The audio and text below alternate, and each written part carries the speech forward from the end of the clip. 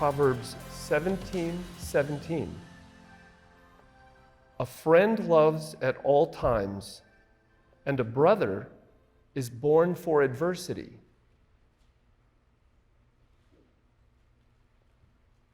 (1824).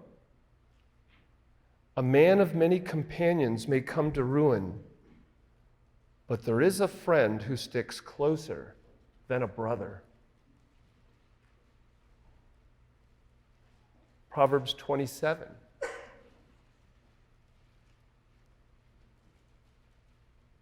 Verses 5 and 6. Better is open rebuke than hidden love. Faithful are the wounds of a friend. Profuse are the kisses of an enemy. And then down to verses 9 and 10. Oil and perfume make the heart glad, and the sweetness of a friend comes from his earnest counsel. Do not forsake your friend and your father's friend, and do not go to your brother's house in the day of your calamity. Better is a neighbor who is near than a brother who is far away. This is the word of the Lord.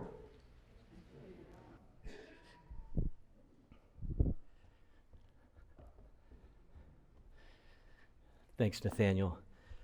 If you're a first-time guest with us, your first Sunday, I too want to welcome you, and hopefully you have felt some warmth and some friendship from others already. Something you should know about our church, if you are visiting, is that we want to be a praying, generous, sending, going kind of church. Like we think that we're at our best when we're giving ourselves away, when we're serving others, and when we're taking the gospel to those who have not yet met Christ. And so we've got 2 back-to-back weeks, and we look forward to a Puerto Rico report next Sunday as well, just coming back. So it's been super life-giving to everybody on the team. Ask somebody about the trip. Ask people about whether they went to Marseille or Puerto Rico, how things went. We'd love to tell you. We are wrapping up Proverbs, just a few more weeks in Proverbs, and then we make our shift to the Psalms for this summer.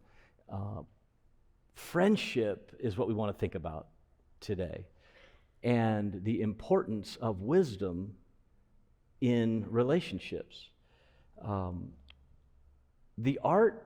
So wisdom, quick definition for wisdom. If you haven't been with us, we've been saying this kind of out throughout the series. Wisdom is the art and craft of living by God's design. God made the world, He knows how to live in it, and when we live wisely, we live in accordance with His design. That's what wisdom is. And in the Bible, wisdom is certainly not less than being moral and good, but it's more than that, right? It's knowing the right thing to do in 1,000 situations that the rule book just doesn't apply, just doesn't explicitly state. Most of your daily decisions are not found in a verse of Scripture. What do I do here? What do I do there? And so, which of these options, several of them might be morally permissible. I got a lot of options in front of me. What's the best option, and for who is it good? So wisdom is the ability to know the right thing to do in all of those situations where the moral rules don't directly or specifically address things. And nowhere is that more necessary than in relationships. Like, wisdom is how you navigate the river of relationships that's got big rocks in it and shallows and trees sticking out in the like, what do I do in this relationship? What do I do in this moment? Wisdom is how you learn to navigate healthy relationships. So Proverbs, consequently, talks a lot about relationships, family life, neighbors, and friends. And so we're going to talk specifically about friendship today. About 3 weeks ago, On May 19th, Tim Keller, who is widely known pastor, theologian, author, he went to be with Jesus. And what a gift to the church he was. I love listening to Keller, reading Keller. His sermon on friendship has definitely influenced what I'm doing here today. So I'm adapting that. I want to honor him by saying that. His sermon, you should go listen to it. It's free. You should go listen to his sermon. It's got 4 points. I'm just going to give you 3. I'm giving you a discount. But you'll enjoy it. But I've really been influenced by his teaching, and the church is better for it, the church at large. We're so thankful for his ministry. If you open up Proverbs and you just start studying, what does Proverbs teach about friendship? You will discover that you'll never be a wise person until you learn how to choose and make and keep good friends. There are 3 things we want to walk through this morning. The uniqueness of friendship, the forging of and shaping of friendship, and then third, the gift of friendship. So let's walk through those together. Number 1, the uniqueness of friendship. Verse 17 of chapter 17. Look at this again with me. It's on page 540 in the Pew Bible. A friend loves at all times, and a brother is born for adversity. A friend loves at all times. There are times when a friend is better than a sibling. I think that's what Proverbs 17 is describing for us here. There are times when a friend is better and more needed and more life-giving than a sibling. Now, when you realize that this proverb was written to a culture that highly values, more so than we do, family relationships, this is a strong statement about the value of friendship. Verse 17 is saying, a brother is born forever. Of course your brother is going to be there for you because blood is thick. And in a crisis, your family is going to be there for you. There's even this sort of biological compulsion, right? There's this built-in, inherent brother or sister, I'm going to be there for you in crisis. Family loyalty, it runs deep. But they may not be the ones that you want to watch the game with, or go hiking with, or hit the outlet malls, A friend is different than a family member. A friend is there, here's the difference. A friend is there because she chooses to be there. A friend is there because he wants to be there, right? Someone who chose you, who freely chose you, who had no obligation to choose you as his friend or her friend. So friendship brings something into your life that family can't bring, that romance can't bring, that neighbors can't bring, that a colleague at work can't bring. This is so important because though it is possible to exist without friendship. You can live. You can get by without friendship, but you shouldn't. You won't flourish without it. You really won't flourish. C.S. Lewis introduced us to this concept in the Four Loves in his chapter on friendship, and he describes it as the least instinctive of the loves. Meaning, romantic love is very instinctive, and there's this biological pull, and in fact, none of us would be here today if it weren't for that. And family love is very real, and it's something that you should grow up learning. You should grow up learning how to live in a family. It will define and redefine your understanding of love. Those loves are very real, but friendship is different. Lewis called it the most unencumbered affection. The truly chosen love, where you freely give your time and your energy and your devotion to another person just because you want to. When I was 13 or 14 years old, growing up in Tampa, Florida, we rode our bikes everywhere. I can remember an afternoon just constantly sticking my head out of the garage, looking around the corner, seeing if my friend was here yet on his bike. When's he going to get here? It took forever. Have you ever been waiting for a friend to show up and you're just like, why is taking so long? Why is that the case? Because it's a different kind of love. It's the reason you stay up late at slumber parties.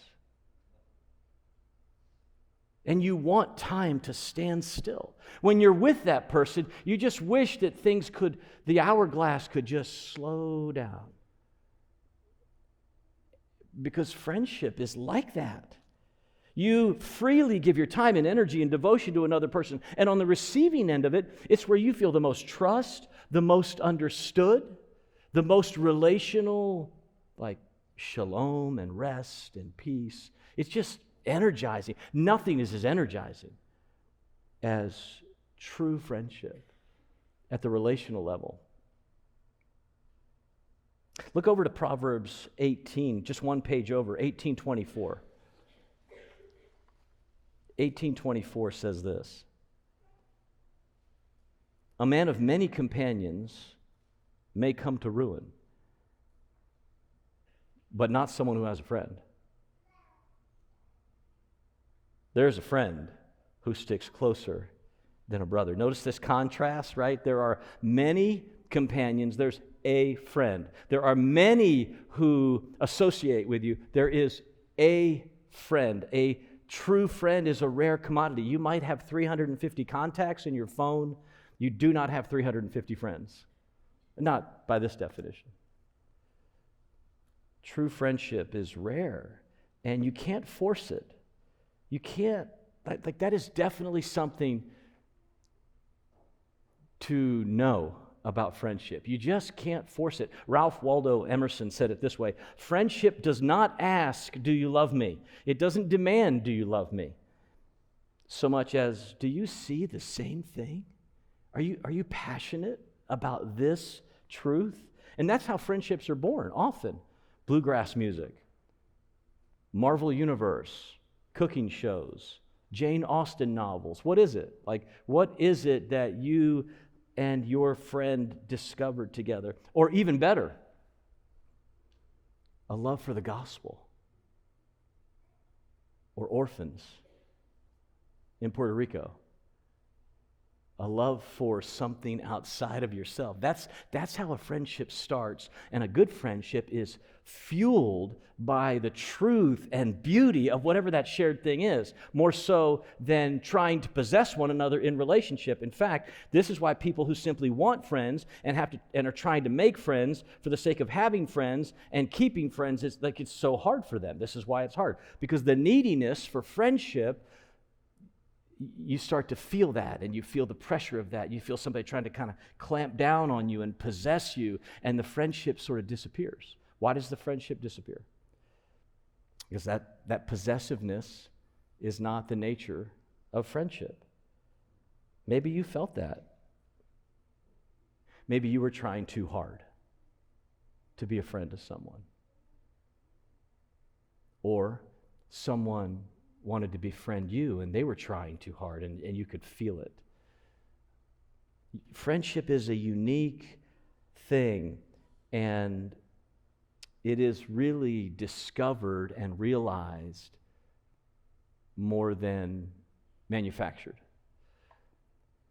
So that's the uniqueness of it. Now, if that's the case, once it is discovered, what do you do with it? How do you manage it? How do you keep it? How do you shape it? How do you form it into something more beautiful and lasting? Let me give you 4 thoughts. And again, I'm following Keller here. I've tweaked some things here and there, throwing a little bit of salsa of my own. Forging friendship. Let me give you 4 things: constancy, vulnerability, honesty, and counsel. First, constancy. Look at 17:17 again. Back to Proverbs 17 and verse 17. A friend loves most of the time. What? Help me here. Look at the text. What does it say? A friend loves at all times. Now, this clearly does not mean you're with each other all the time. That's not the mark of true friendship, that you're with each other all the time. In fact, there's another proverb that says, be careful you don't wear out your welcome at your neighbor's house, right? Don't overcook this. He doesn't mean you're with each other all the time. What does he mean? He means at all kinds of times. In difficult times, in good times, in bad times, in crisis times. A friend loves at all times, at terribly inconvenient times. This week, my phone rang, and please tell me I'm not the only person who's done this. You look at it and you decide whether or not you're going to answer it. Can I get a witness? Okay, come on, let's be real here. You want to be in a real place, right? And it happened to me this week, and it just was not a good time. But I had to answer it. And people know whether or not you are a reliable friend in terms of constancy. It's a mark of relational maturity to realize that your companions are not the same thing as your true friends, and it's okay that there is a difference, right? It's very much okay that you have many companions, but only a few true friends. That's okay. You should be okay with that. They should be okay with that. A companion, in the midst of crisis, a companion says, call me if you need me. And he means it. She means it. A friend just shows up and has the freedom and relationship to do that. And it's received. True friendship is different than companionship. If you want that kind of friend, you will have to be that kind of friend. And negotiating friendship is really important. Secondly, vulnerability. I think, and I'll talk to the guys for just a second. If you're a dude, can I just have your attention for a minute? I think this is harder for guys. As a general rule, I understand that it's not the case for everybody. But as a general rule, I think it's harder for guys to do this. Look at Proverbs chapter 20 and verse 5, and you see, we talked about this a few weeks ago. The purpose in a man's heart is like a deep well. It's like deep water, not like an ocean, but like a well. And a man of understanding will draw it up out, right? I think it's hard for us to let people close to the well, lean over the well, drop the bucket down into the well, find some nastiness, pull that up, and see where that goes. Guys don't like to do that, as a general rule, unless they've learned through gospel talk and gospel relationships and gospel life to do that. We tend to resist that. A friend, though, look, here's why you need close men, friendships in your life, guys. Like, vulnerability is real. It's needed. And if you never let anybody up to the well or down in, let them draw the bucket of understand, like what's going on in your heart, you're not going to have true, lasting friendships. It's going to be about the news and the scores and the latest tech, and that's where it stops. But you need more than that.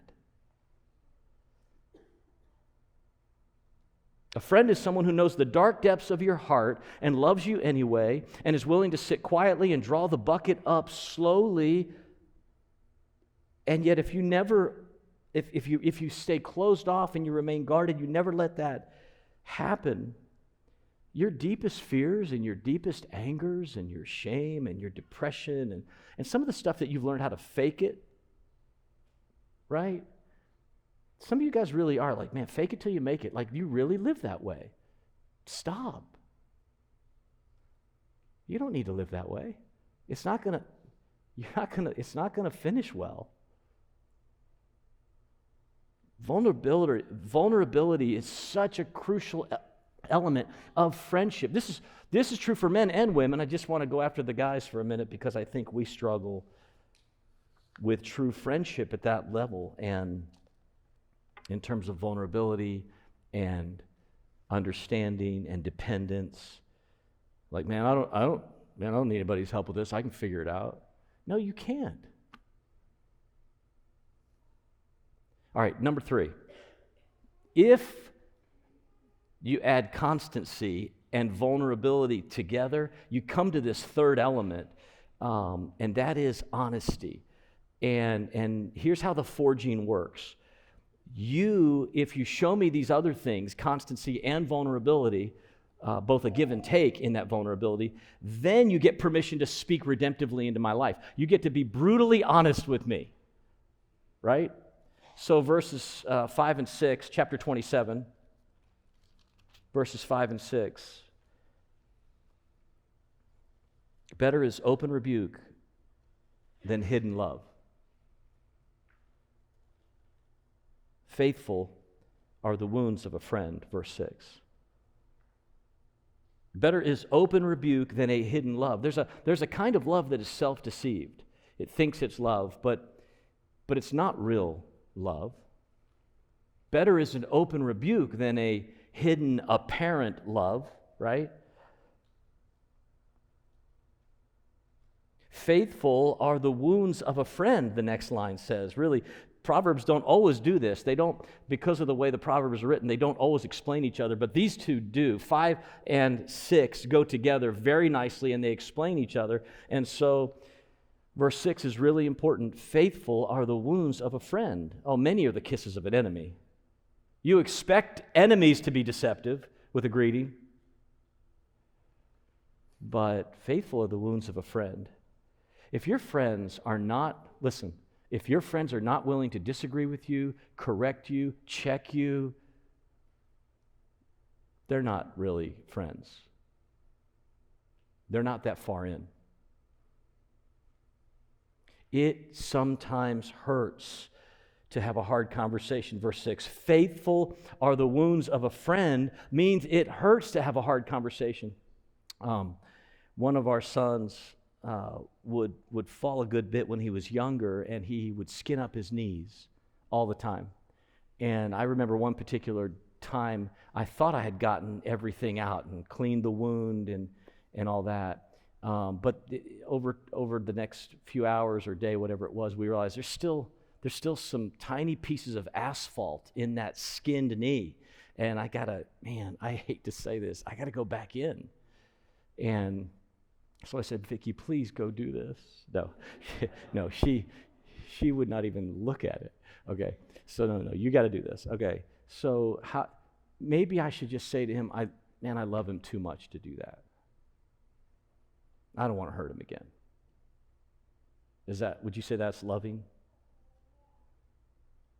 No, you would say, take care of this so that he can heal, right? And it hurts. And so you have to create a little bit of a wound, right? And to get this thing cleaned out. And then he's able to walk again and run again and jump again. And like, this is what friendship is supposed to be about. Faithful are the wounds of a friend. And you know whether or not you still have a friend because they stick around after the wound. They stick around for the healing. And it's beautiful. It's hard, but it's good. And then here's the fourth way to forge friendship. Counsel. And this is actually, this is good and it feels good. This is not the hard stuff of faithful wounds. This is the good stuff. 27:9 across the board. Oil and perfume make the heart glad. So in a dry and arid climate, you would use oil to just feel good again, right? Your face is chapped, your skin is chapped, your lips are chapped, and you would feel the relief of putting some oil on your forehead, down, run down cheeks, your lips, your face. You're like, oh, that's so satisfying. Oil and perfume, they bring gladness to your heart and your body. And the sweetness, here's how the proverb works. Look at verse 9. And the sweetness of a friend, the healing, the goodness, the blessing, is in his earnest counsel.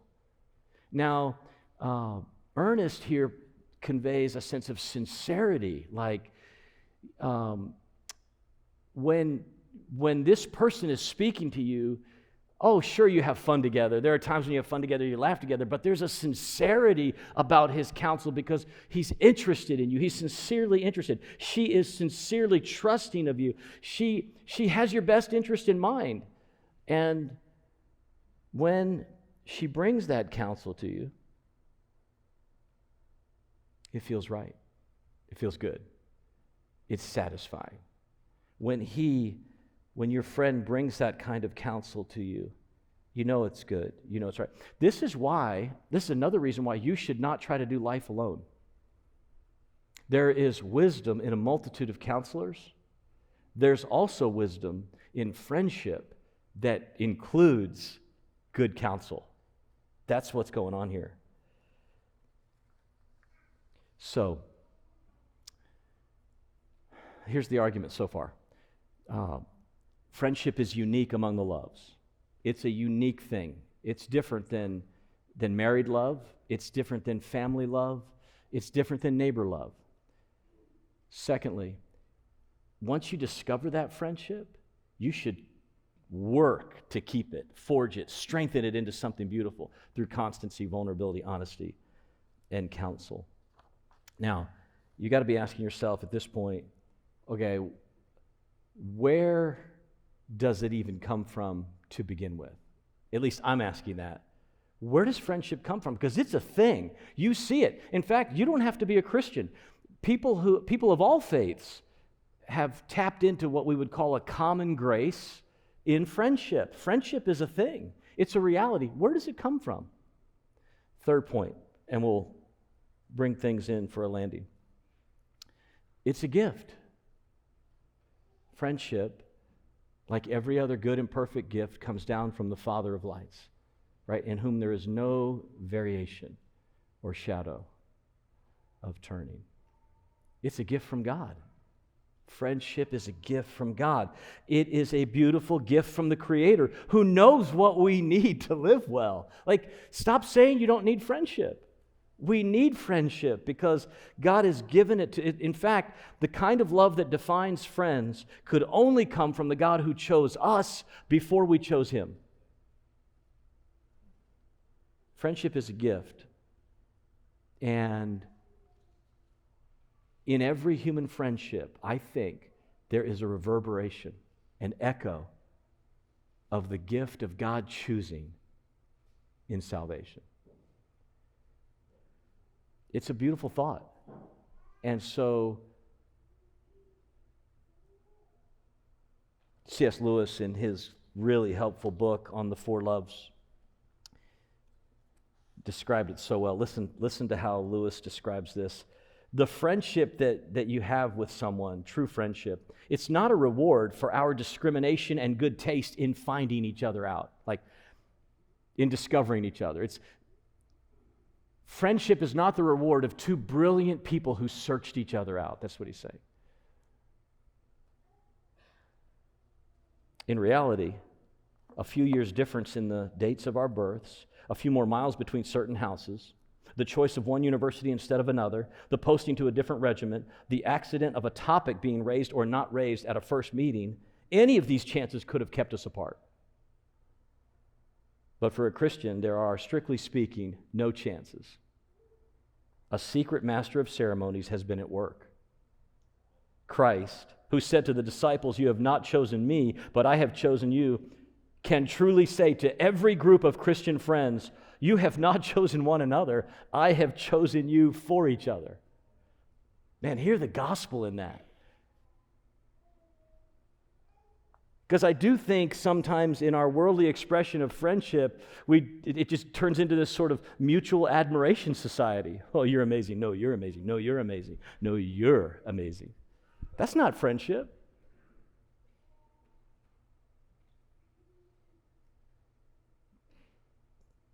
So,